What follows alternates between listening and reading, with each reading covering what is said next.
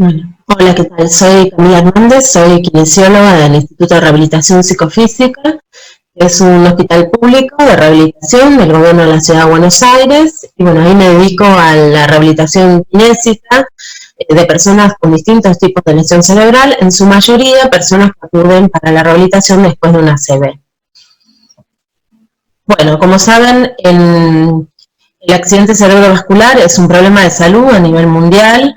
Los países desarrollados representa la cuarta causa de muerte y la primera causa de discapacidad, y en nuestro país representa la tercera causa de muerte y la primera causa de discapacidad, ¿sí? Por esto es fundamental la rehabilitación después del ACV para disminuir el impacto que tiene a nivel de la calidad de vida y del nivel de funcionamiento de estas personas, ¿sí? Y disminuir la discapacidad. Las consecuencias del accidente cerebrovascular son heterogéneas, ¿sí? Y muy diversas. Por lo tanto, la evaluación y el tratamiento de estas personas se sugiere que se haga siempre dentro de un equipo multidisciplinario, ¿sí? Que incluya médicos fisiatras, trabajadores sociales, kinesiólogos, terapistas ocupacionales, psicólogos, fonoaudiólogos, psicopedagogas, nutricionistas, técnicos en ortesis y prótesis, médicos clínicos, y también neurólogos, oftalmólogos, traumatólogos, urólogos, entre otros, ¿no es cierto? Bueno, el adecuado manejo de la persona que ha tenido una ACV va a depender de una evaluación cuidadosa que realiza el equipo interdisciplinario, dentro de la cual va a estar incluida la evaluación kinésica, representando solo una parte de la evaluación integral o general del paciente. La evaluación kinésica nos va a permitir no solamente determinar los problemas principales a trabajar con nuestro paciente, sino que también nos va a permitir valorar progresos que realiza el paciente con el tratamiento, posibles retrocesos debido a distintos factores. También nos va a permitir valorar riesgos como riesgos de caída y predecir cuando se realiza inicialmente, ¿no? Predecir y tener una idea aproximada de a qué nivel funcional va a llegar o voy a poder esperar en mi paciente. Voy a utilizar todos los elementos que obtenga de la evaluación, algunos de los cuales me van a servir como factores predictores para el planteo de objetivos, ¿sí? También voy a tener en cuenta para plantear los objetivos de mi paciente los factores ambientales y personales que puedan influir y los deseos que él tenga o lo que él quiera lograr, y también los deseos de su familia.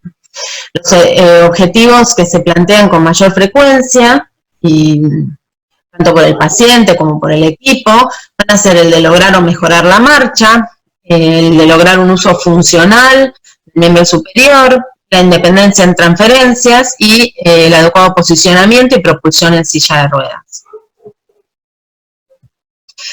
Bueno, es muy importante que para la evaluación del paciente tengamos en cuenta como marco conceptual multidimensional el de la CIF, ¿sí? El de la Clasificación Internacional del Funcionamiento, la Discapacidad y la Salud. En este marco, ¿sí? El nivel de funcionamiento de nuestro paciente va a estar determinado por los tres niveles, ¿sí? Por las deficiencias a nivel de las funciones y estructuras corporales, las limitaciones a nivel de las actividades y las restricciones en la participación, ¿sí?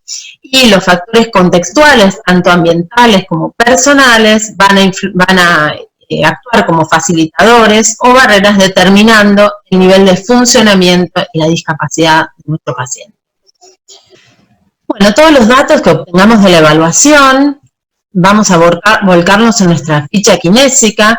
En una primera parte vamos a registrar todo lo que tenga que ver con los datos de la historia clínica y con lo que obtengamos de la anamnesis, ¿sí? ¿Qué datos van a ser relevantes de la historia clínica? Bueno, sobre todo el tipo de la ACV, el tamaño, ¿sí? La edad de nuestro paciente, ¿sí? Sabemos que los pacientes menores de 55 años recuperan más y más rápido, ¿sí? Aunque en sí misma la edad no es un predictor importante, ¿sí? El tiempo que pasó desde que tuvo el ACV.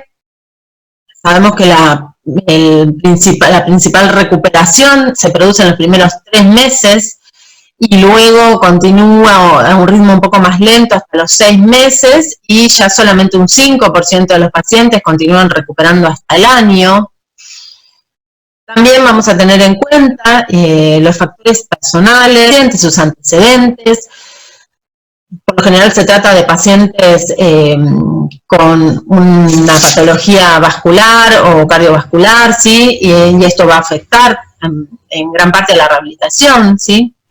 Vamos a tomar en cuenta la evaluación psicológica, ¿sí? Qué grado de autoconfianza, si está motivado nuestro paciente, sus experiencias de vida y qué recursos tiene para enfrentar esta situación actual. Y todo lo vamos a registrar en nuestra ficha. Los factores ambientales que los vamos a obtener de la evaluación de los trabajadores sociales, ¿sí? Su situación laboral, familiar, si tiene vivienda, si tiene obra social, si tiene recursos económicos. Y esto va a ser fundamental y muchas veces determinante de los resultados de la rehabilitación. Bueno, un dato importante que vamos a registrar de la evaluación fisiátrica sí va a ser el FIM, el resultado del FIM. Garraway propuso 3 bandas, ¿sí?, de severidad, la leve, la moderadamente severo y severo, donde los pacientes con un compromiso leve, que tienen un FIM de más de 80, van a tener no tantos beneficios de la rehabilitación porque van a tener un efecto techo, ¿sí? El que tenga un FIM, esto es tomado en la etapa aguda, ¿sí? El que tenga un valor de FIM de entre 40 y 80 o moderadamente severo, van a tener grandes ganancias con la rehabilitación, ¿sí? Y en un 85% de los casos van a ser dados de alta a su domicilio. Y por otro lado, los que tengan un FIM menos de 40, esto va a ser, van a tener pocas ganancias a nivel independencia, ¿sí? Van a ser pacientes que van a permanecer luego de la rehabilitación con una dependencia y esto va a ser predictor de pocas posibilidades de alta al domicilio.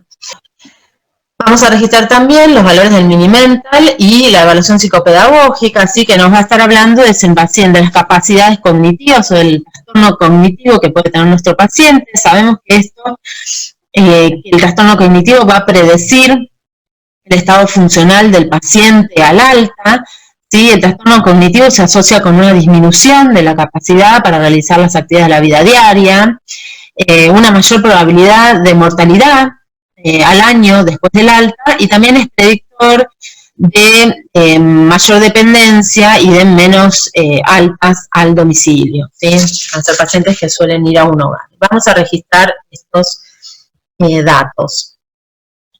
Bueno, vamos a aprovechar este momento, ¿sí?, para realizar las distintas encuestas que utilizamos. No tomamos todas estas encuestas a todos nuestros pacientes, sino, por ejemplo, aquel que tenga valores en miembro superior. Podemos tomar la Bilhan, que nos da una idea de la capacidad o no del paciente de hacer ciertas actividades con los miembros superiores, más allá de que sea el miembro superior afectado o no. El ARMA ya nos da una idea más del uso específico del miembro superior del lado afectado. El Abiloco, que nos permite tener una idea de la movilidad gruesa y de ciertas habilidades de marcha. Y en aquel paciente que tiene marcha en la comunidad, podemos tomar el ABC, que nos va a valorar, ¿no?, la confianza, el grado de confianza que tiene el paciente en su equilibrio en distintas situaciones de marcha en la comunidad. En el instituto el equipo de residentes está empezando a probar la escala WODA, ¿sí?, para determinar el grado de discapacidad del paciente. Es algo que se usa recientemente.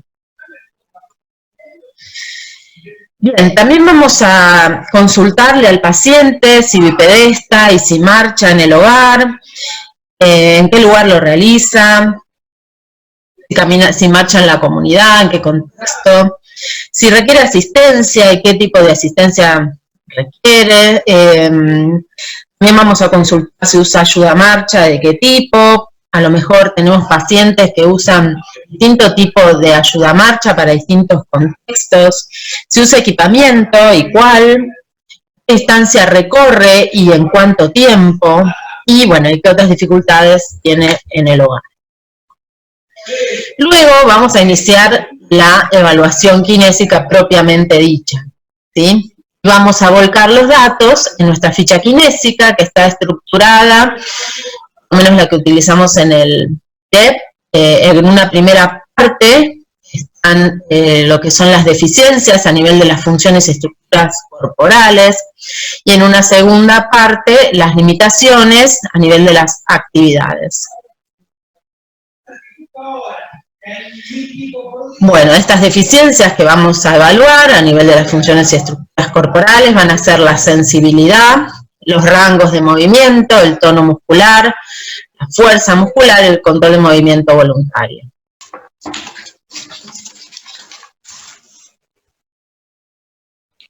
Bueno, para iniciar la evaluación propiamente dicha, vamos a evaluar la sensibilidad. Primero la evaluamos usando el apartado de sensibilidad de la NISH, o la National Institute of Health Stroke Scale, donde se evalúa el pinchazo en cara, tronco y 10 centímetros por encima y por debajo del codo y de la rodilla.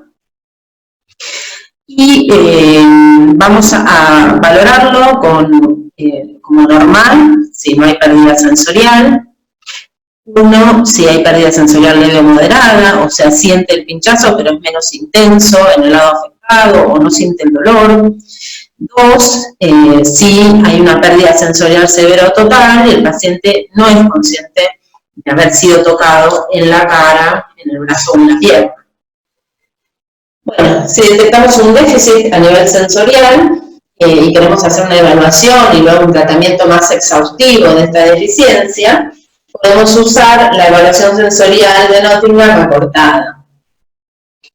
En esta evaluación no solamente se va a evaluar la sensibilidad superficial con algodón y el pinche, sino también la temperatura, la presión, la localización del estímulo táctil.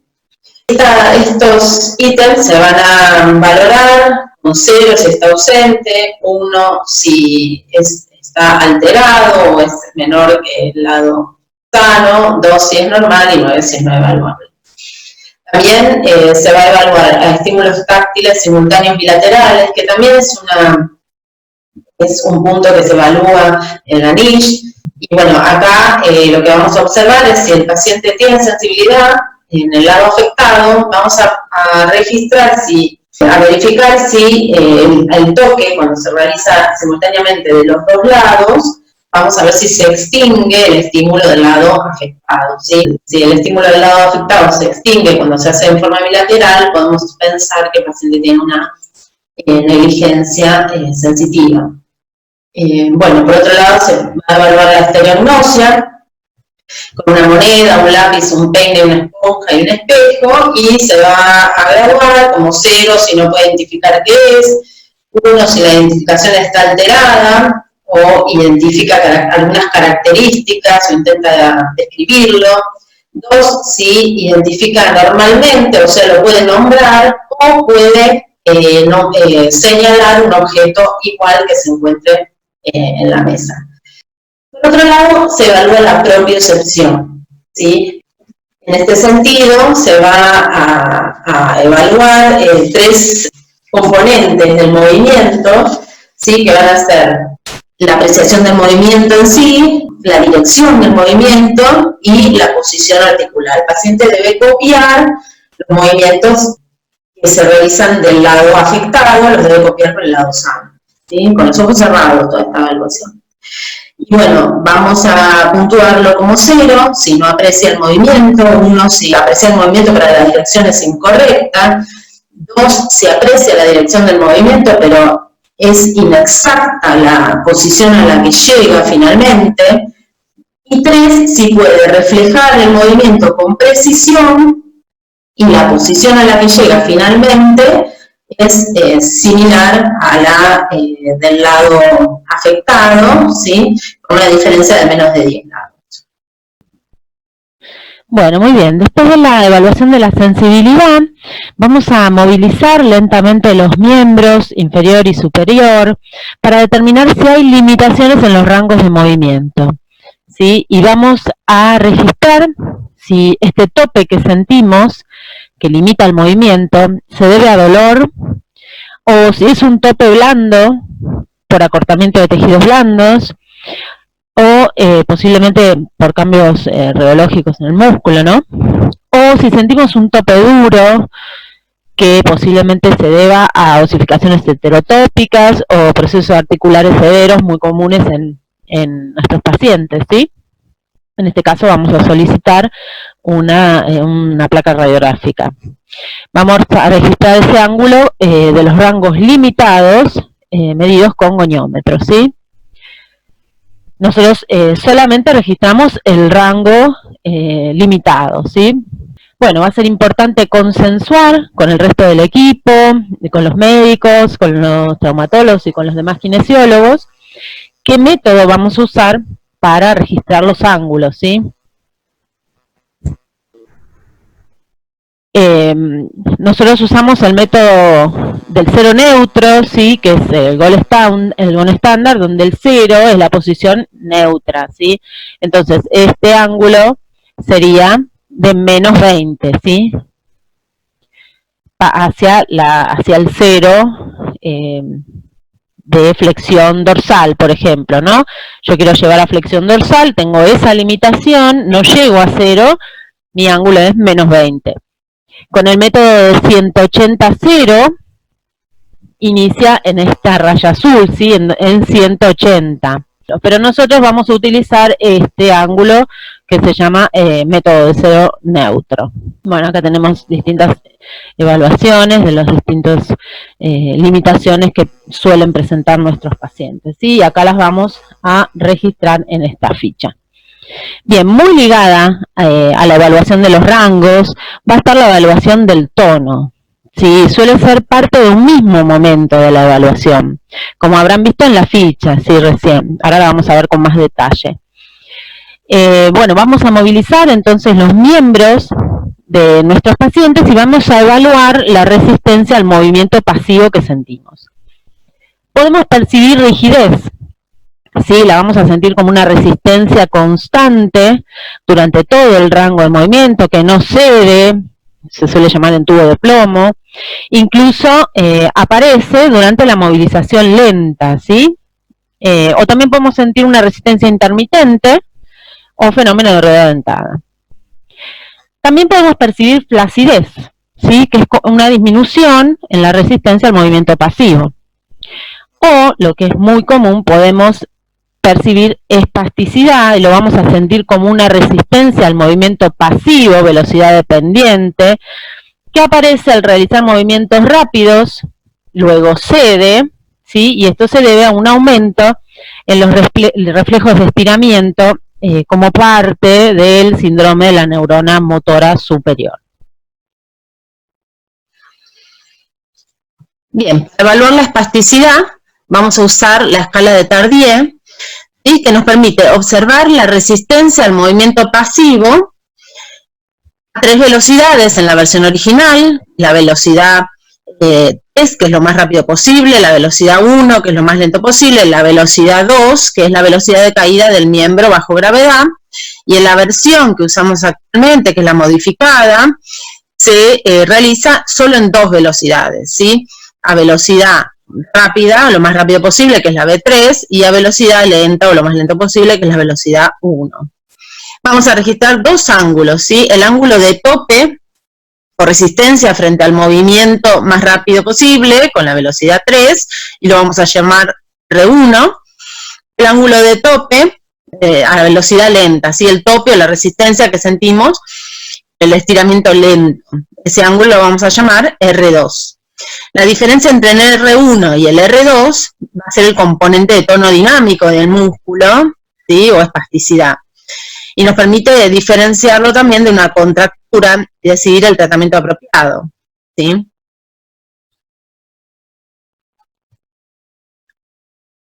Acá vemos a velocidad rápida. En esta foto quise graficar el movimiento rápido hecho genera un tope en este ángulo en el caso de este paciente, y luego continúa la movilización lenta hasta este ángulo. En este caso, por ejemplo, componente dinámico, ¿sí? La diferencia entre el R1 y el R2 es muy pequeña, o sea que la ventana que tengo terapéutica, ¿sí? O el tono dinámico, la espasticidad, va a estar jugando un rol no tan importante en este paciente, ¿sí? Lo más importante acá es la contractura.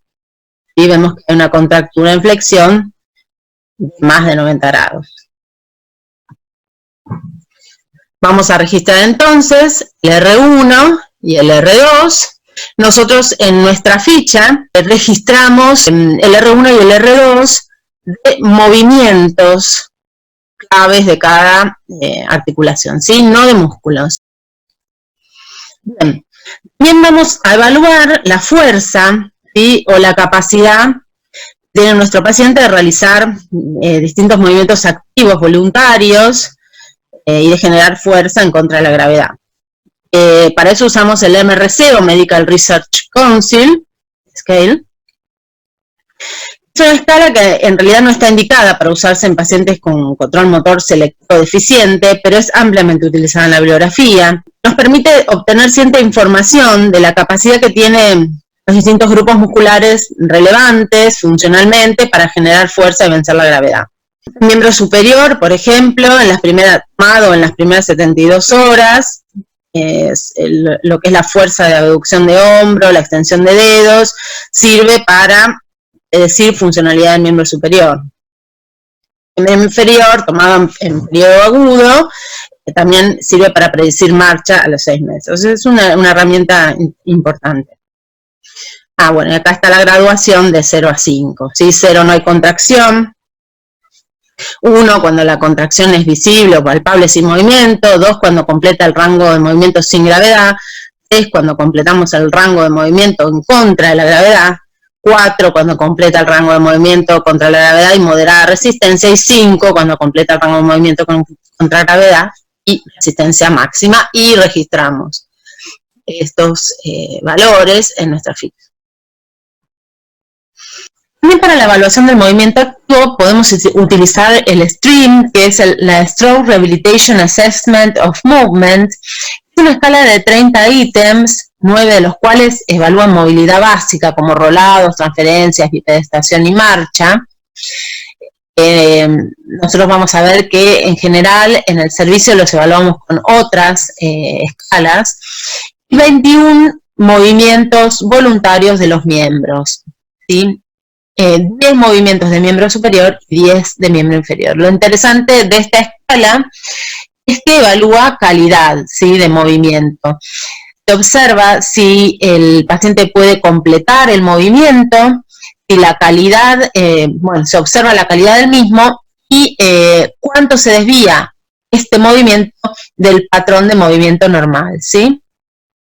O sea que evaluamos calidad, además de si puede o no realizar el movimiento. Y después en los ítems de movilidad básica se va a observar si requiere asistencia o uso de ayuda externa.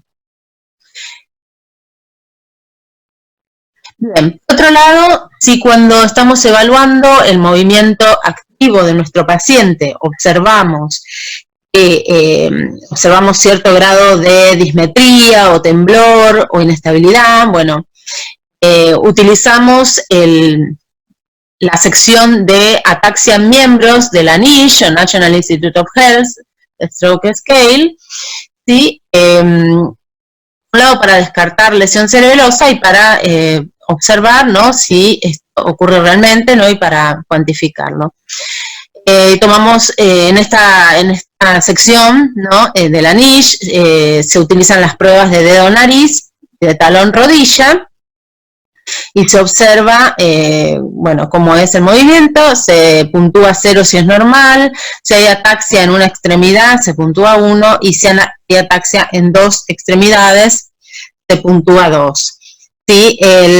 Siempre hay que observar si la ataxia es desproporcionada en relación a la debilidad. Como vemos en este caso, el paciente tiene además debilidad, pero la dismetría es desproporcionada en relación a la debilidad.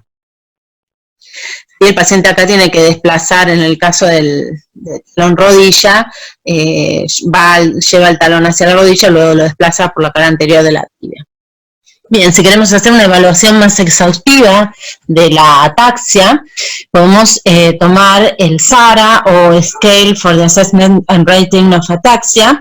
Es una herramienta para evaluar la ataxia, tiene 8 ítems en total, un puntaje total que va de 0 a 40, siendo 0 sin ataxia y 40 ataxia de la más grave.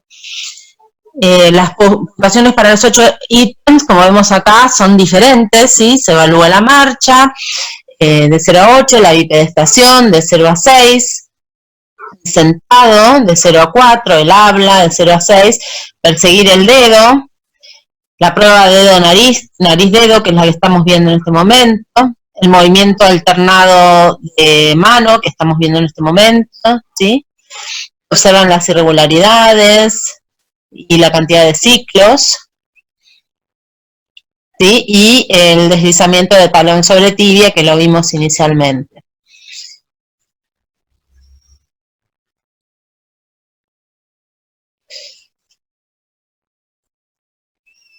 Acá en esta prueba vemos el perseguir el dedo, ¿sí? Se observa acá la dismetría.